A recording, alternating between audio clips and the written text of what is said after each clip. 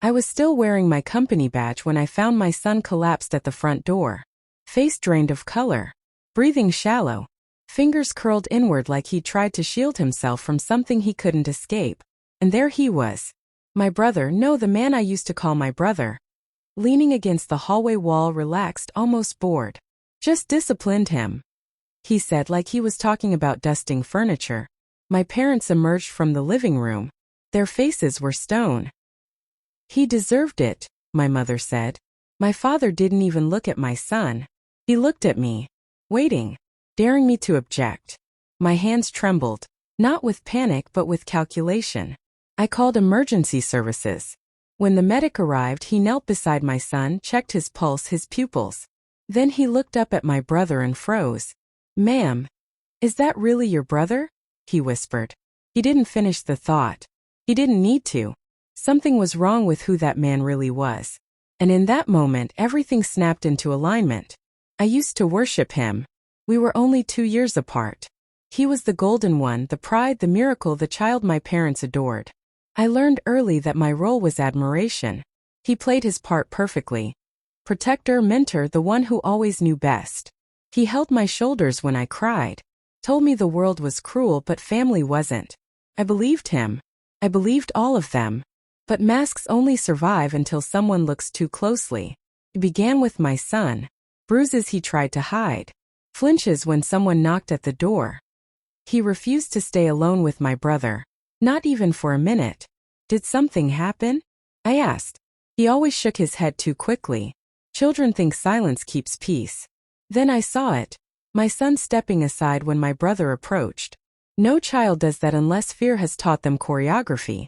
I installed cameras. Hidden ones. That's when love died in me. The footage showed him entering my home while I was gone. Speaking to my son in a voice I didn't recognize. A voice meant to break, not teach. Then the first slap. The second. The third. Measured. Practiced. Enjoyed. I watched the screen like I was witnessing a stranger perform violence under my family's name. When I confronted my parents with the evidence, they didn't blink. "He's toughening the boy," my father said. "This is how we raised you," my mother added. And that's when I understood. I had been raised by monsters. And mistaken the darkness for warmth. I didn't scream. Didn't argue. Emotion is wasted on predators. I planned. My brother was the center of their world. Their pride, their identity. So I aimed at the one thing they never thought I would.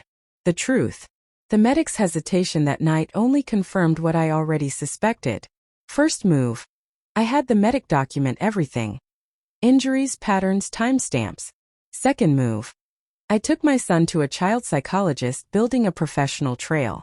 Third move. I contacted a social worker I trusted and filed a quiet report. The fourth move was mine alone. I searched for my brother's real birth certificate. The story never added up. The age gaps, the adoption rumors, the missing year in our family albums. When I finally accessed the old hospital records, the truth was precise and cruel. My parents' first child had died at birth. Instead of grieving, they replaced him. An illegal switch. A stolen baby. A stolen identity. He wasn't their son. And he wasn't my brother. He had lived his entire life under a name that wasn't his, protected by parents too ashamed to admit what they'd done. A stolen child raised into entitlement. When the police arrived, quietly at the social worker's request, he laughed. "You think anyone will touch me?" I handed the officers the documents. Hospital files. Signatures. DNA proof. His confidence didn't shatter instantly. It eroded slowly, like realizing the floor beneath you was never solid. "You're not who you think you are," I told him. "And you're not family." My parents lunged for the papers. Too late. The officers read everything. The medic stepped forward, confirming the discrepancies. The man who pretended to be my brother was arrested for assault. My parents were taken in for questioning over the illegal identity switch. Their empire of lies collapsed in one night. I didn't destroy them. I just nudged the first domino. My son sleeps peacefully now. No flinches. No shadows. The house feels strange without their voices. Strange but clean. People say revenge is fire. They're wrong. Revenge is surgical. Cold. Precise. A final incision that removes the rot so the rest can heal. And as I watch my son breathe safely beside me, I understand something clearly. I didn't lose a brother. I discovered I never had one. And for the first time in my life, I am free.